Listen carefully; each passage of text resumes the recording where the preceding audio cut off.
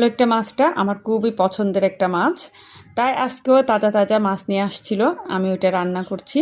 প্রথমে আমি তেল দিয়ে দিয়েছি, এখানে অনেকটা রসুন কুচি দিয়ে ভাজা ভাজা করে নিয়েছি। এরপর পেঁয়াজ কুচি দিয়ে দিয়েছি, তারপর কয়েকটা কাঁচামরিচ ফালি করে দিয়ে দিলাম।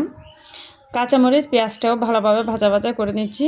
এরপর আমি হাফ চামচের মতো হলুদের গুঁড়া, 1.5 চামচের মতো মরিচ আর স্বাদ মতো লবণটা দিয়ে দিয়েছি।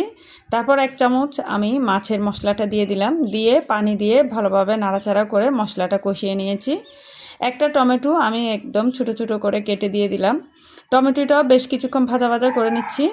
একদম ভাজা ভাজা হয়ে আসলে মাছটা দিয়ে দিয়েছি।